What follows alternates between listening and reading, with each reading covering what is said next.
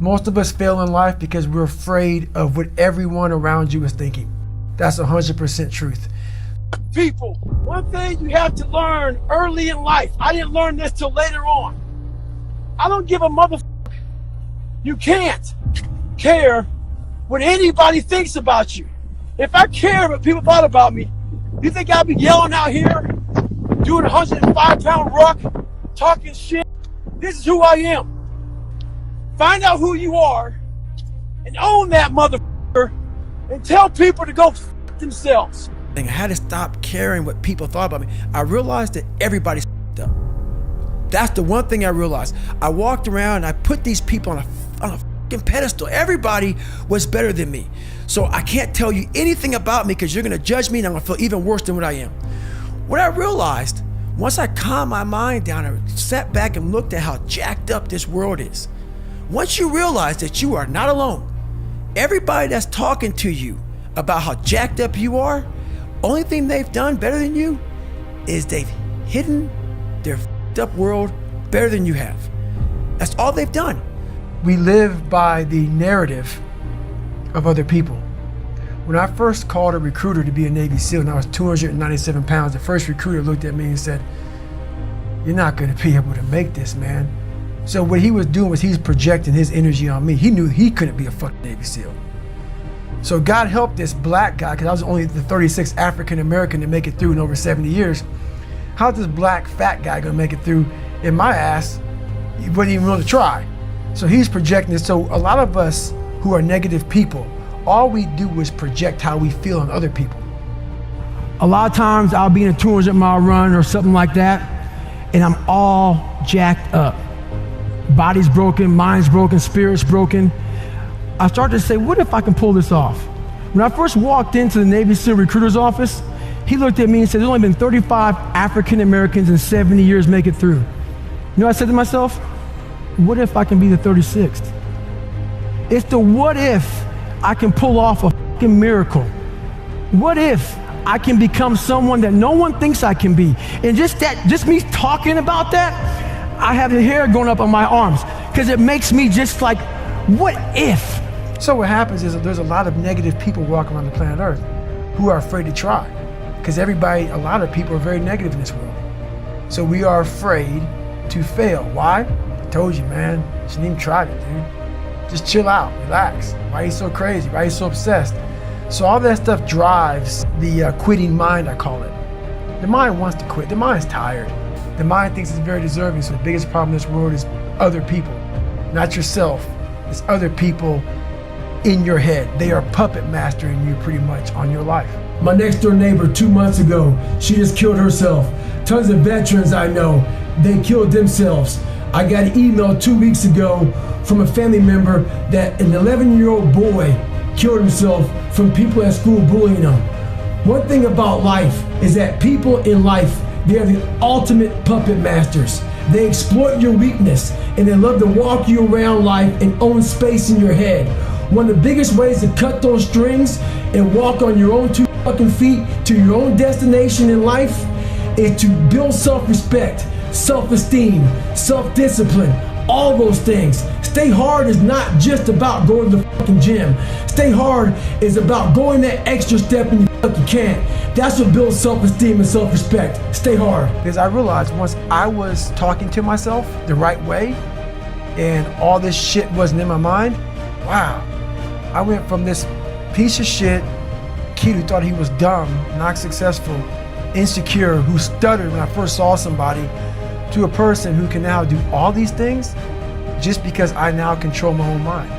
When you get to the point where you really fucking don't care, you're dangerous. You become very, very dangerous. I'm not saying don't care like, I don't care if I do that.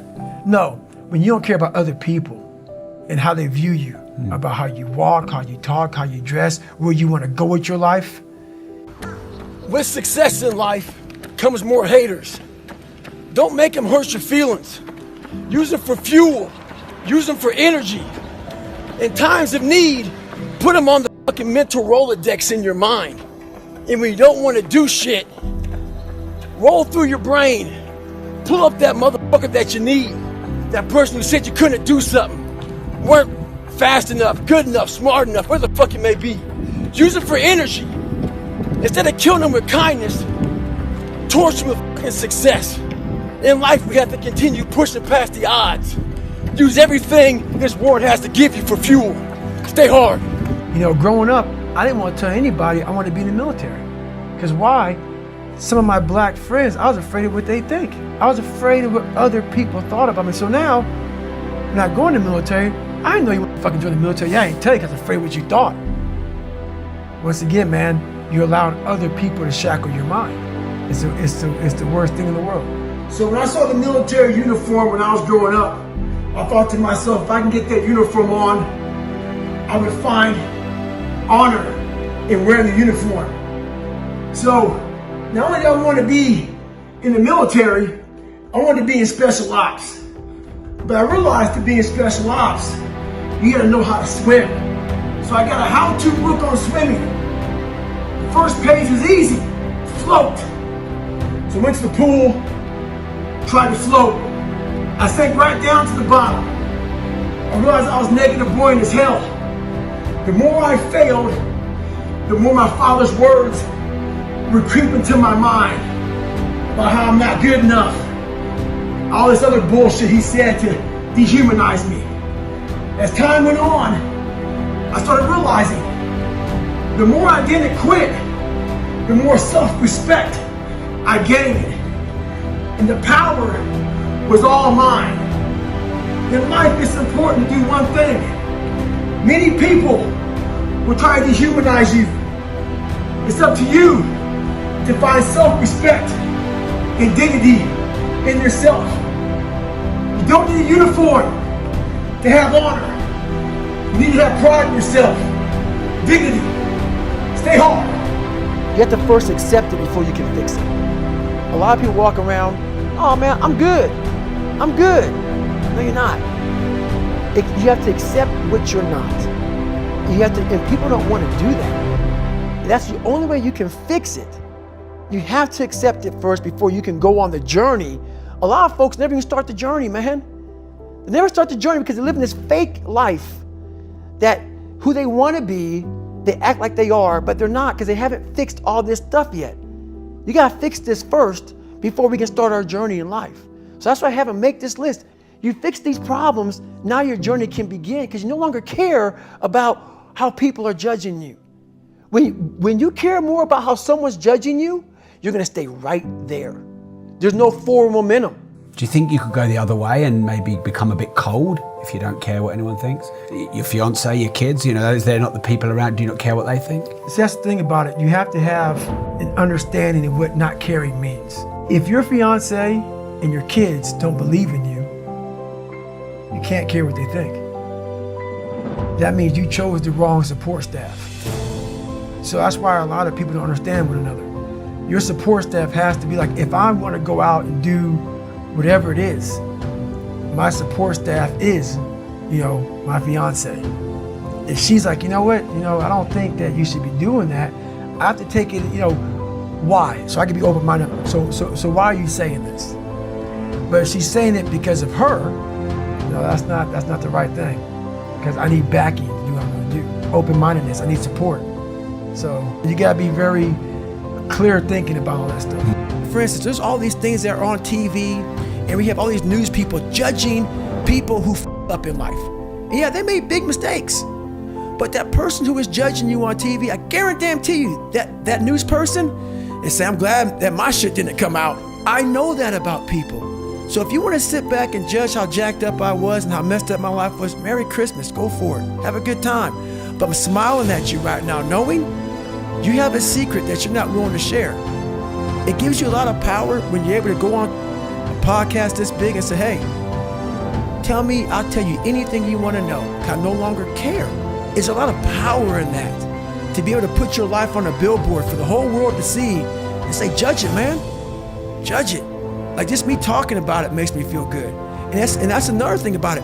When you are willing to talk about how jacked up you are, the strength, that big rock that you carry, it just starts to come off you.